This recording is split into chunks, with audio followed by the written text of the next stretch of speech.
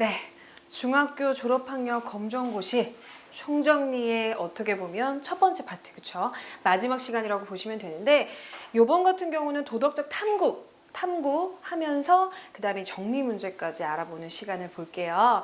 그래서 아무래도 우리가 이제 수업을 했다라고 하면 정리도 하면서 얼마큼 또 우리가 학습적으로, 그쵸, 지식을 또 축적했는지 알아보는 시간도 매우 중요하기 때문에 여러분들께서 끝까지 또 집중하시면서 수업을 들으실 거라고 판단합니다. 네. 그래서 도덕적 탐구 마지막 시간이죠. 제가 제일 중요하다고 말씀드렸어요. 어떻게 보면 사실 나에 대해서 좀 많이 제대로 알고 있어야 그 다음 파트에 대해서 정확하게 또 이해할 수 있다라는 또 전제 조건이 깔리기 때문에 제가 사실 첫 번째 파트를 가장 많이 수업을 하고 있고 그 다음부터 총정리는 어떻게 보면 쭉쭉쭉 나가게 될 겁니다. 그래서 그거 너무 길게 하는 거 아닌가라는 생각이 드셔도 첫 번째 우리가 기본기를 좀 탄탄히 해놓으면 그 다음에 이제 수업을 할 때도 수월하게 하실 수 있다는 부분이 있기 때문에 지치지 마시고 따라오시길 바라겠습니다. 그래서 도덕적 탐구에 대해서 좀 알아보도록 하시죠. 도덕적 탐구에서 도덕적인 상상력하고 도덕적인 추론, 그 다음에 비판적 사고와 여러 가지 핵심 개념들을 우리가 구체적인 사례를 통해서 좀 이해하는 파트로서 어떻게 보면 도덕적 탐구 같은 경우는 시험 문제에 한 2문제 정도, 3문제 정도 무조건 나옵니다. 무조건 나오는데 또 어렵다라고도 느끼실 수 있어요. 충분히. 그래서 제가 전에 수업을 기본서 수업을 할 때도 강조를 많이 드렸었던 부분인데 총정리를 하고 넘어가시지 않으시면 기억을 못 하셔가지고 시험 문제 때 실수하실 수도 있습니다. 그렇기 때문에 여러분들 끝까지 잘 따라오시면 아마 학습을 하시는데 도움이 많이 되실 거라고 생각이 듭니다. 첫 번째, 도덕적인 상상력과 도덕적인 추론입니다. 그래서 도덕적 상상력이란 단어가 우리가 도덕 파트에서 나오게 됩니다. 그것에 대한 의미를 좀 보실게요. 도덕적인 문제 상황을 다양한 관점에서 창조적으로 이해를 하고 사고하는 것으로 내 결정하고 행동이 나와 타인에게 미치는 영향을 이해하고 느끼는 능력입니다. 그래서 이 상상력이라는 것은 다른 파트랑은 조금 다를 수 있어요. 하지만 도덕적 상상력에서는 우선은 우리가 도덕적으로 여러 가지 문제나 상황이 생길 수 있죠. 그랬을 때 만약에 이것이 이루어지거나 문제가 생겼을 때 어떤 새로운 상황을 야기하느냐, 또 어떤 새로운 상황이 생겨나느냐에 대해서 우리가 한번 생각을 해보는 것이 바로 도덕적 상상력이라고 생각을 하시면 되고요. 도덕적 상상력이 높은 사람일수록 도덕적인 행동을 할 수 있는 가능성이 높아지죠. 그렇죠? 그리고 부족하게 됐을 때는 다른 사람들을 잘 이해할 수가 없습니다. 왜냐면은 반대로 생각해보는 사고 능력이 좀 부족하기 때문에 어쩔 수 없다고 생각을 좀 하시면 돼요. 그래서 도덕적 상상력이라는 것은 우리가 도덕적 추론을 하게 되고 또 도덕적으로 삶을 살아갈 때 가장 필요하고 가장 중요하다고 생각할 수도 있습니다. 왜냐하면 상상력이 없으신 분들 같은 경우 남을 이해하지 못하기 때문에 그리고 일어나지 못할 상황에 대해서 어떻게 보면 유추하는 것이 많이 부족하기 때문에 도덕적 상상력은 우리가 도덕적으로 추론하고 생각하고 사고하는데 굉장히 중요한 요소다라고 생각을 하고 넘어가시면 될 것 같고요. 상상력을 위한 요소를 좀 보시죠. 우선은 상상력을 위한 요소를 우리가 보게 됐을 땐 왜 보게 되냐? 도덕적으로 문제가 되는 상황에서 뭐가 도덕적으로 문제가 있는지를 민감하게 느끼는 거, 그쵸? 느끼는 거 중요하죠. 그리고 나와 밀접한 사람들 사이에서 일어나는 일보다 나와 관련이 적은 사람들 있죠? 적은 사람들 사이에 일어나는 일에 더 무관심하게 굉장히 좋죠. 굳이 생각할 필요가 없는 거예요.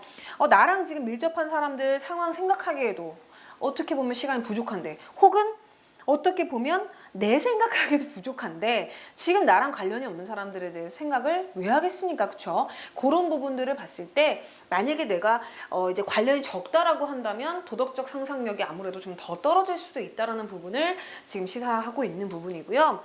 첫 번째로는 도덕적 상상력의 상상력을 하게 될 때 중요하게 되는 요소에 대해서 제가 좀 말씀을 드릴게요. 공감하고 배려가 굉장히 중요하죠. 그래서 첫 번째로 봤을 때 공감하고 배려가 뭐냐?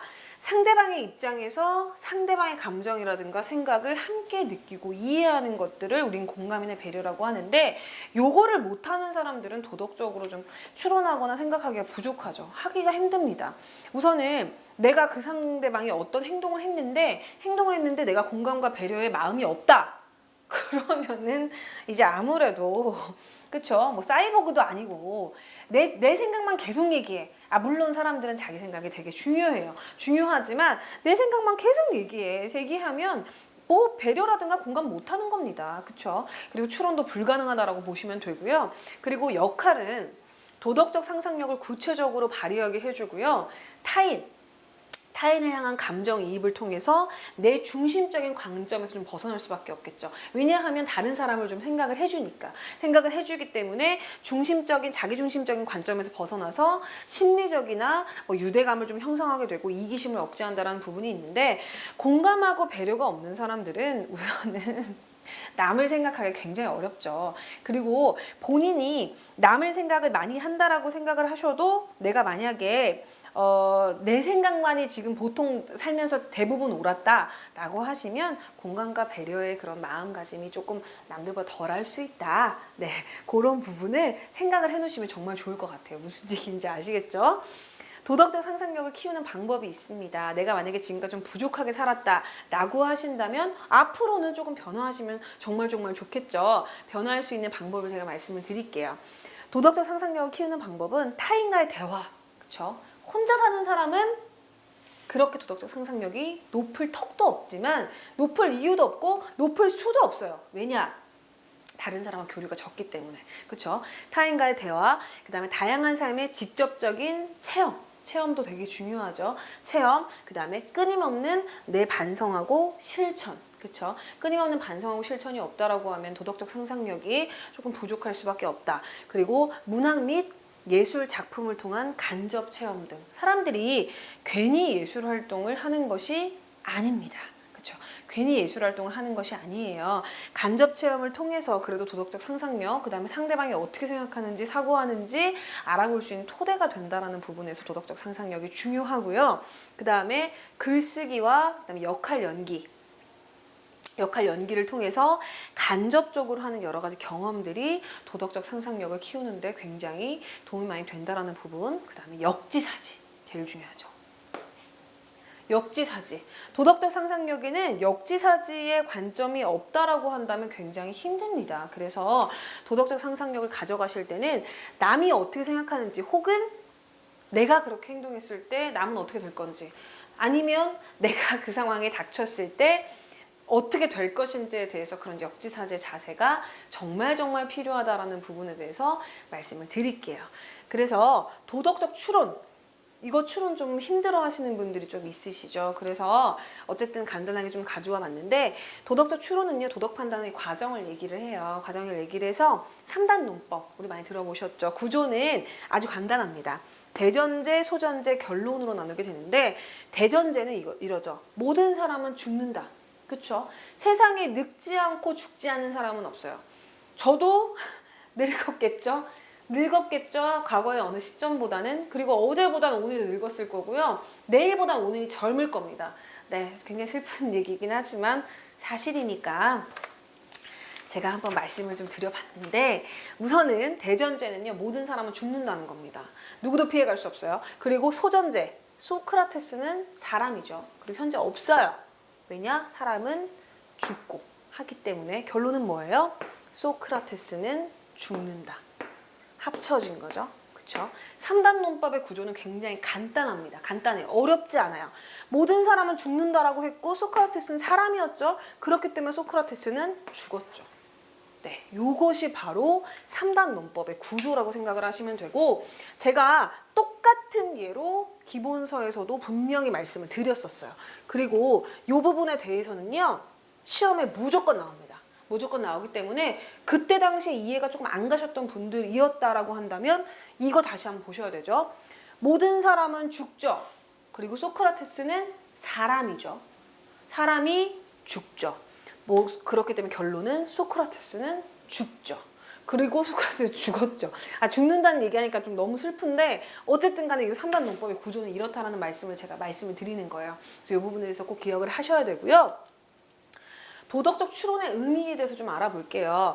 도덕 판단에 대한 이유나 근거를 찾아서 올바른 판단을 통해서 정당화하는 과정을 우리는 도덕적 추론이라고 얘기를 합니다. 그래서 과정은 아까 3단 논법 나왔었죠. 3단 논법과 같은 구조를 따르게 되고, 구조는 도덕 원리, 그다음에 사실 판단, 그러니까 도덕 원리와 사실 판단이 합쳐지게 되면 그것이 도덕 판단이 되고요.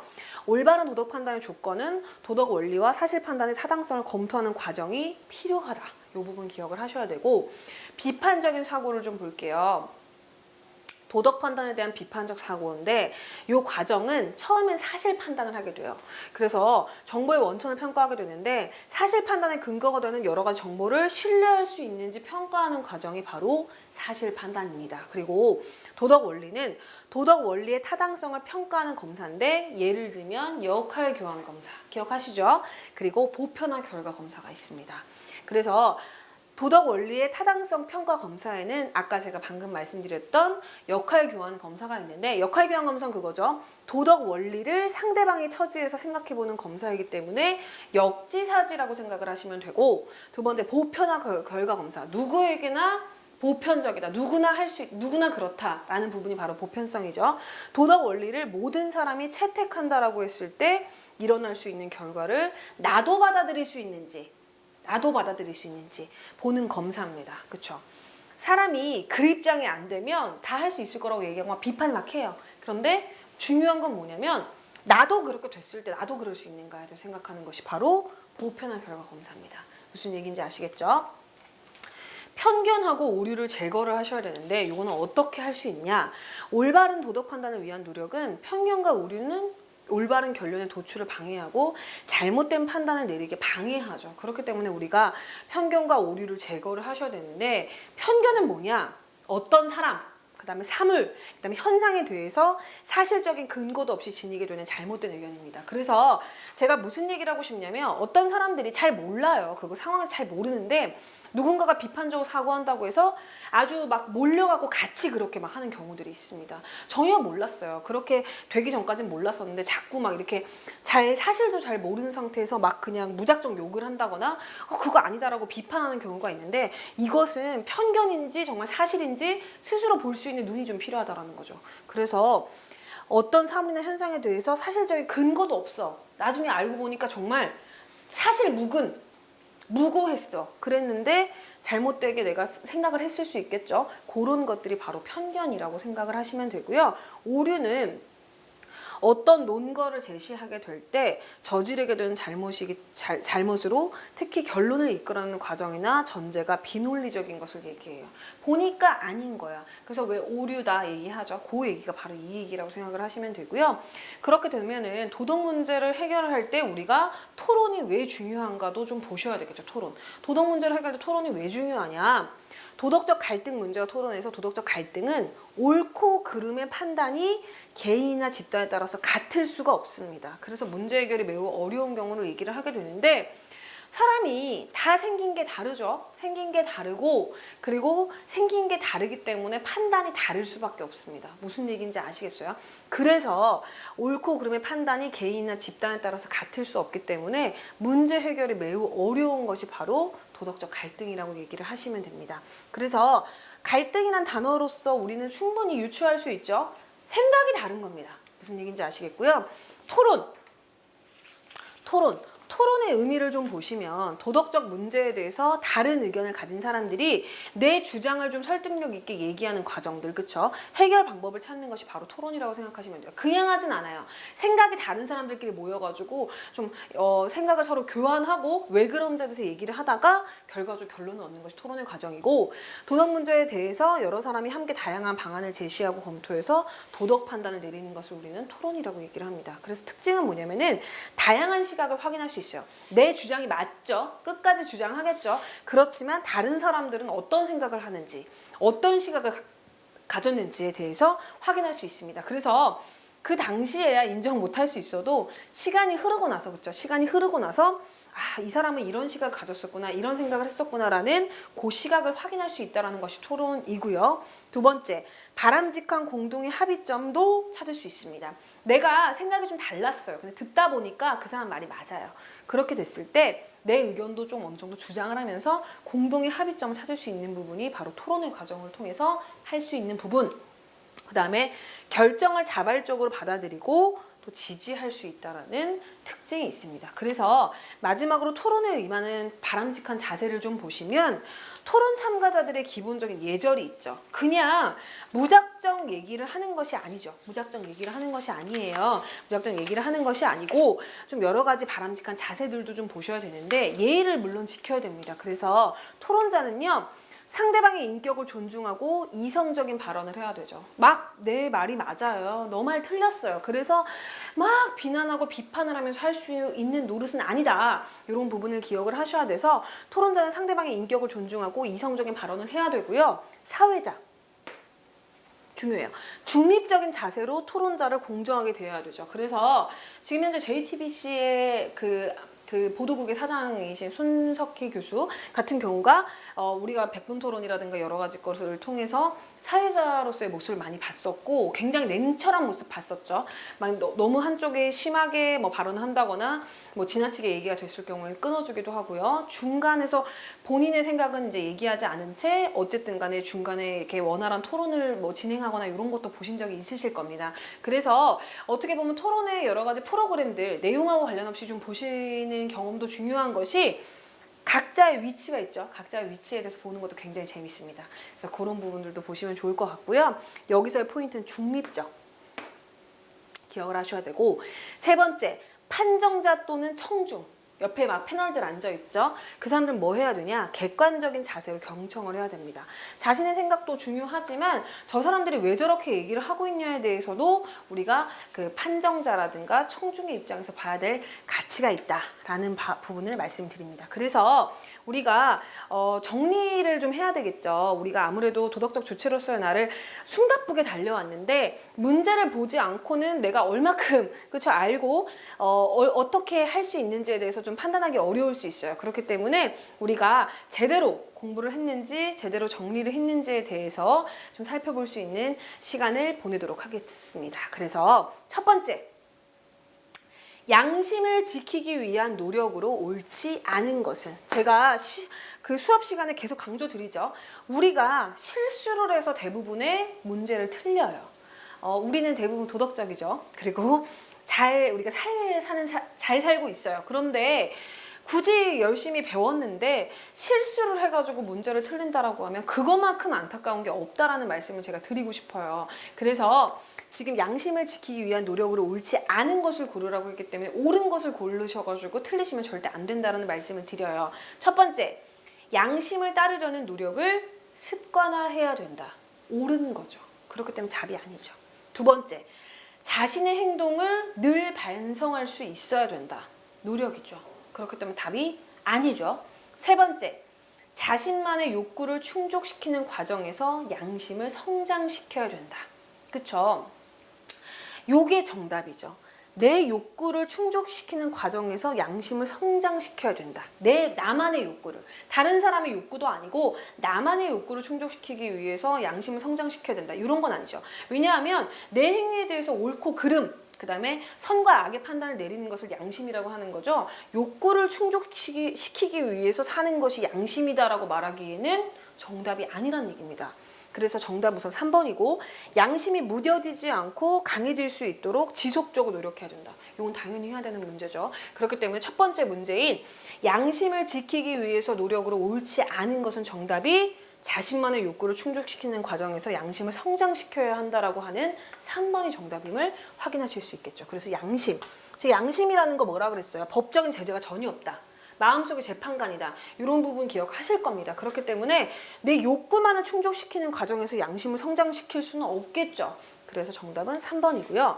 2번, 욕구와 당위에 대한 설명으로 옳지 않은 것은 제가 일부러 지금 질문이 부정적으로 나온 것만 제가 꼽아서 드리는 거예요. 그래서 이 부분을 일부러 해드리는 이유가 뭐냐면 실수해서 틀릴까 봐. 그래서 제가 말씀을 드리는 거고 욕구와 당위에 대한 설명으로 옳지 않은 겁니다. 첫 번째, 당위는 올바른 행동의 근거가 된다. 맞는 얘기죠. 그렇기 때문에 정답이 아니고요. 두 번째, 욕구와 당위가 서로 갈등하는 것을 느끼는 사람은 도덕적이지 못하다. 그렇죠? 욕구와 당위의 갈등은 당연히 느낄 수밖에 없어요. 갈등을 안 할 수 없습니다. 그래서 옳지 않은 것은 정답이 나와버렸죠. 그렇죠? 욕구와 당위가 서로 갈등하는 것을 느낄 수밖에 없어요. 사람이 무슨 사이보그도 아니고 알파고도 아니죠. 그렇죠? 그렇기 때문에 느낄 수밖에 없어서 정답은 2번 정답임 확인하실 수 있고, 3번 자신의 욕구만을 충족시킬 때 다른 사람의 이익을 해칠 수도 있다. 그렇죠? 내 욕구만을 충족시키면 다른 사람의 이익을 충분히 해칠 수도 있기 때문에 3번은 정답이 아니겠죠. 4번 자신의 욕구를 모두 만족시키는 것은 불가능하다. 그렇죠? 불가능하죠. 그렇기 때문에 욕구와 당위가 서로 갈등하는 것을 느끼는 사람은 도덕적이지 못하다라는 것이 옳지 않기 때문에 정답은 2번임을 확인하실 수 있겠습니다. 그래서 지금 욕구와 당위 같은 경우 설명이 나왔는데 우리가 충분히 이미 알고 있어요. 알고 있는데 문제를 제대로 읽지 않아 틀린다라고 하면 정말 슬프다는 얘기예요. 그래서 제가 말씀드렸고, 3번 같은 경우도 마찬가지입니다. 학교에서 보람 있고 행복한 시간을 보내기 위한 태도로 옳지 않은 것을 고르라고 했죠. 아는 거, 옳지 않은 거, 옳은 것이 아니라 옳지 않은 걸 고르라고 했기 때문에 첫 번째, 목표 의식을 가진다. 목표 의식을 가져야 되죠, 당연히. 그렇죠? 두 번째, 놀이와 취미 활동을 개발한다. 그렇죠? 물론 제가 우리가 어떠한 이유로든 학교를 다니지 않고 있기 때문에 저희가 만난다라고 얘기를 드렸는데, 학교에서는 사실 목적 자체가 제가 말씀드렸지만 공부도 중요하고 다 중요하지만 관계, 상호작용을 하기 위해서 우리 학교를 다닌다라고 얘기를 했어요. 그렇기 때문에 놀이와 취미 활동을 개발하는 것도 행복한 시간을 보내기 위한 태도입니다. 동감을 못 하실 수도 있겠지만 우리는 이러기 위해서 학교를 다녀요. 원래 학교는 이래야만 하고요. 그래서 두 번째 같은 경우도 옳은 거기 때문에 정답이 아니고, 3번 부업을 통해서 용돈을 모은다. 그렇죠? 태도로 옳지 않죠. 무슨 부업 하시게요? 네, 저 학교 다닐 때 부업하던 친구들 좀 있었어요. 제가 고등학교는 여고를 나왔는데 중학교도 여중 나왔죠. 그런데 주변에서 사람들 보면은 부업하는 친구들이 있더라고요. 뭐 책 팔고 뭐 이런 친구들, 뭐 다른 이제 뭐 생계를 위한 뭐 이런 부분들은 얘기하지 않을게요. 그냥 부업 통해서 자기의 취미 활동을 위해서 이렇게 하는 친구들이 있어요. 그리고 자기가 이제 뭐 예를 들어서 뭐 중고나라나 이런데 이렇게 뭐 팔죠. 근데 그걸 이제 직접 와서 직거래 뭐 이런 거 하는 친구들이 있더라고요. 그런데 요거 같은 경우는 보람 있고 행복할 수는 있겠지만 그거랑은 좀 옳지 않다라는 부분들. 그리고 4번 친구를 많이 사귀면서 그래도 우정을 쌓는다. 그쵸? 근데 요거는 오해를 하시면 안 되는 게, 뭐 이렇게 많이 사귀라는 것이 그 뭐 적은 친구를 사귀는 게 나쁘다라고 얘기하는 건 아니에요. 그렇기 때문에 그런 부분에서 헷갈려 하시면 안 됩니다. 그래서 정답은 3번임을 확인하실 수 있겠죠. 그쵸? 그래서 우리는 학교를 다니고 있지 않지만 학교 같은 경우는 이런 원래 목표를 가지고 생긴 곳이라는 거를 잊지 않으셨으면 좋겠다라는 부분을 좀 말씀드리고요. 도덕적인 성찰의 준거로 보기 어려운 것을 고르는 문제예요. 어려운 것을 고르는 문제인데, 첫 번째 같은 경우 정직해야 된다. 맞는 얘기죠. 맞는 얘기를 하고 있습니다. 정답이 아니고요. 두 번째, 약속을 어기면 안 된다. 그렇죠? 약속을 어기면 안 되죠. 그리고 세 번째, 자신의 권리를 먼저 주장할 줄 알아야 한다. 아니겠죠. 내 권리를 먼저 주장을 하게 되면 성찰하고는 관련이 전혀 없죠. 그렇죠? 내 권리를 주장하는 것도 중요하지만 여기서 먼저 주장한다고 하잖아요. 그렇죠? 정답이 아니고요. 4번 쓰레기를 함부로 버리는 것은 옳지 않다. 맞는 얘기죠. 그렇기 때문에 정답은 3번. 자신의 권리를 먼저 주장할 줄 아는 태도는 도덕적인 성찰의 준거와는 맞지 않는다. 그래서 정답은 4번임을 확인하실 수 있고요. 5번 도덕적 성찰의 의미를 가장 바르게 표현한 것은, 그렇죠? 앞에 앉는 것은 하다가 갑자기 바르게 표현한 것은 이러니까 또 갑자기 헷갈리셔서 문제 틀리시면 절대 안 됩니다. 첫 번째, 자아를 탐색하는 것이다. 맞죠? 그렇죠? 바르게 표현한 거 맞죠? 두 번째, 자신의 욕구와 당위를 확인하는 것이다. 이것도 맞죠? 세 번째, 자신의 삶을 객관적인 입장에서 보고 바람직한 삶을 살기 위한 구체적인 방법을 찾는 것이다. 어때요? 3번. 도덕적 성찰은 스스로를 객관적으로 바라보는 거에서 시작하죠. 그렇기 때문에 성찰의 의미를 가장 바르게 표현한 거, 자아를 탐색하는 것도 맞고 자신의 욕구와 당위를 확인하는 거 맞지만 중요한 것은 성찰의 의미를 가장 바르게 표현한 것은 객관적인 입장에서 바라본다라는 것이 포인트입니다. 그래서 객관적인 입장에서 보고 바람직한 삶을 살기 위한 구체적인 방법을 찾는 것이 도덕적 성찰의 의미를 가장 바르게 나타나는 것이고, 네 번째, 자신의 꿈과 소망을 이루려고 노력하는 것이다. 뭐 맞는 거지만 중요한 건 성찰한다라는 것은 바라본다, 객관적으로 본다, 돌아본다, 이런 단어가 와야 되기 때문에 3번이 정답임을 확인하실 수 있죠. 그래서 우리가 도덕적 성찰이라고 한다면 이런 문제가 사실 되게 어려운 문제인 거예요.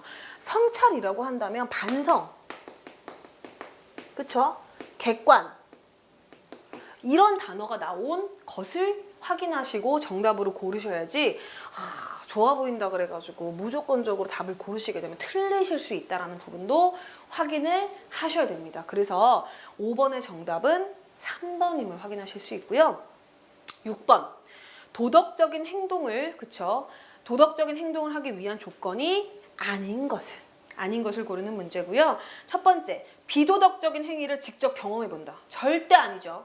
비도덕적인 행위를 직접 경험해 볼 필요가 전혀 없기 때문에 정답은 1번입니다. 옛날에 제가 어떤 프로그램을 한번 봤는데 그 프로그램에서 무슨 작가에 대한 얘기가 나왔어요. 근데 그 작가가 이름이 생각이 안 나요. 작가 이름이 생각이 안 나는데 그 작가가 되게 유명한 작가예요. 되게 유명한 작가여서 그게 이제 소설을 쓰는 작가였는데 그 작가가 유명한 이유는 뭐냐면은 그 사람의 소설은요 굉장히 사실적인 거예요. 굉장히 사실적이고 묘사를 굉장히 잘해요. 근데 그런 이유가 뭐냐라고 한다면 그 사람은 소설을 보통 쓸 때 물론 소설이 픽션이죠. 허구인데 그 사람은 경험을 해본 거를 쓰는 거예요. 그렇기 때문에 정말 딱 읽는 사람 입장에서 너무 사실적인 거죠. 사실적이기 때문에 공감을 살 수밖에 없고 너무 재밌다고 느끼는 거예요. 그런데 그 작가가 그 살인에 대해서 그 소설을 쓸 그 일이 있었어요. 일이 있어가지고 쓰게 되는데 제가 뭐라 그랬어요? 그 사람의 소설이 왜 인기가 많았다고 그랬죠? 사실적이기 때문에, 모두의 공감을 샀기 때문에. 그래서 그 사람이 고민을 하다가 진짜 살인을 했어요. 진짜 살인을 해서 그걸 소설을 썼죠. 그러면 안 되죠.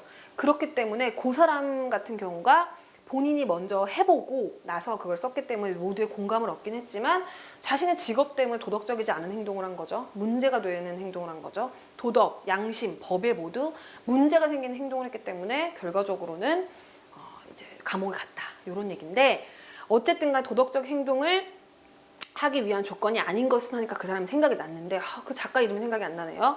비도덕적 행위를 직접 경험해 보는 것은 절대 하면 안 되죠.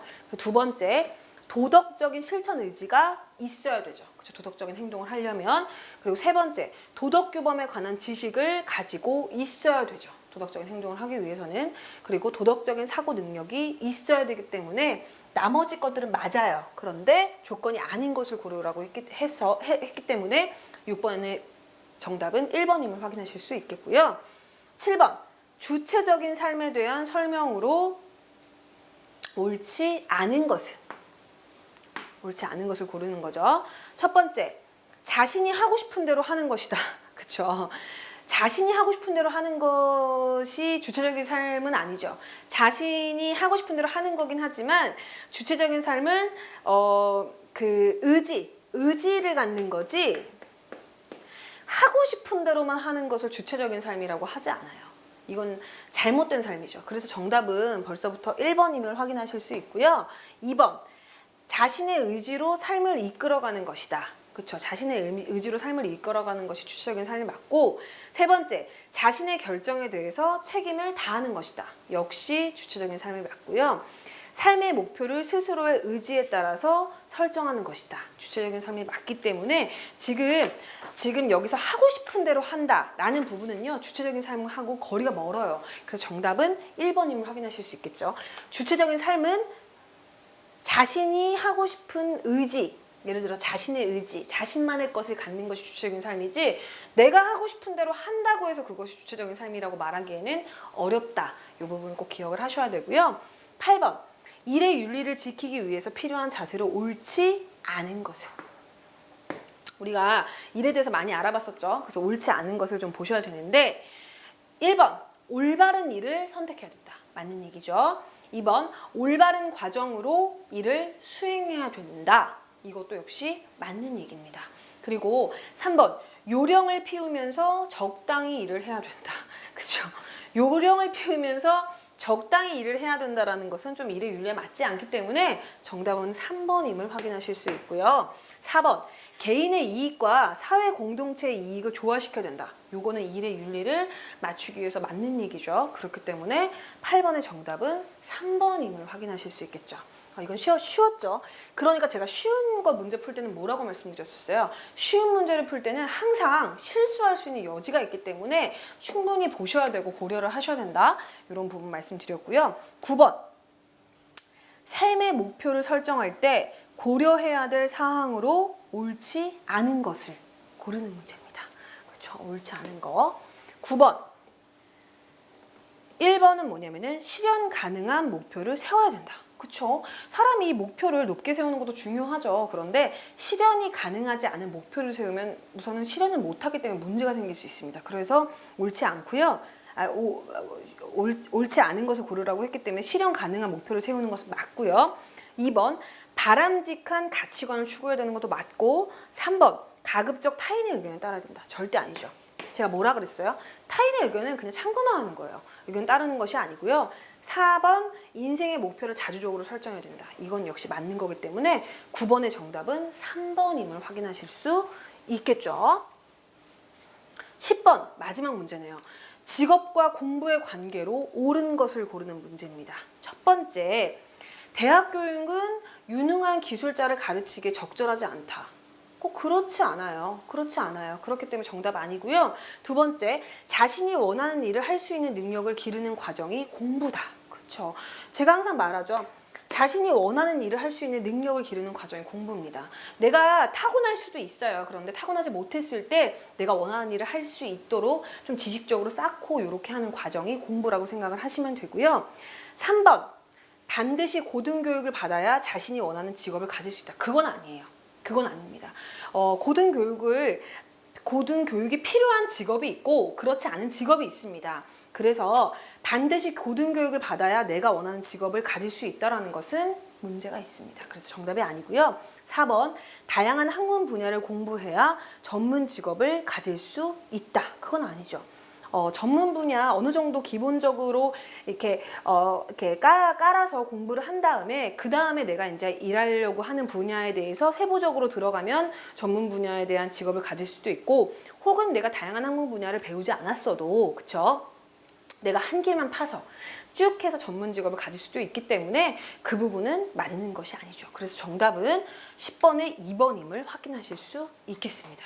그래서 우리가 굉장히 숨가쁘게 달려왔어요. 4가지 파트 중에서 벌써 첫 번째 파트의 마지막 정리까지 우리가 했는데 지금 제가 말씀드렸었지만 그 도덕적 주체로서의 나 같은 경우가 가장 시험 문제에서 나오는 빈도수가 높고 그리고 이 부분이 어떻게 보면 가장 베이스가 되고 있기 때문에 이 베이스를 좀 정확하게 공부하시는 과정이 필요해서 조금 길고 그리고 좀 더 세부적으로 제가 총정리를 해드렸습니다. 그래서 우리 타인과의 관계라든가 사회, 국가, 지구, 그 다음에 공동체와의 관계라든가 그 다음에 자연 초월적과의 관계를 총정리로 이제 마무리를 하시면서 우리가 계속 그 다음에 진도를 나가게 될 겁니다. 그래서 지금 도덕적 주체로서의 나 5가지 이제 그 세션의 공부를 마치고 그 다음에 제가 정리까지 해드렸습니다. 어떻게 공부하실만 하신지 모르겠습니다. 어쨌든 간에 숨가쁘게 달려오셨지만 문제까지 이렇게 확인하시면서 우리가 정리하는 시간을 가졌기 때문에 아마 그래도 첫 번째 우리가 기본서를 배우면서 헷갈렸다 하시는 분들이 있다라고 하시더라도 충분히 이 부분 하시면서 정리가 되셨을 거라는 생각이 들지만 그래도 복습을 하시는 시간을 또 보셔야겠죠. 복습 안 하면요. 복습하는 사람 절대 이길 수 없습니다. 그리고 제가 계속 말씀드리죠. 첫 번째 파트, 이 파트에 대해서 정확하게 보고 넘어가시면 두 번째, 세 번째, 네 번째 파트 같은 경우도 공부하시기가 조금 수월하실 거라는 말씀 분명히 드렸습니다. 그래서 중학교 도덕 같은 경우는 초절보다는 그래도 쉽지 않기 때문에 어쨌든 간에 좀 복습하시면서 탄탄하게 보신다라고 하면은 정말 합격선을 지나서 우리 만점, 우리 얘기 맨날 하고 있죠? 만점선까지 가실 수 있을 거라고 제가 확신 드리겠습니다. 그럼 저는 여기까지 하도록 하겠습니다. 감사합니다.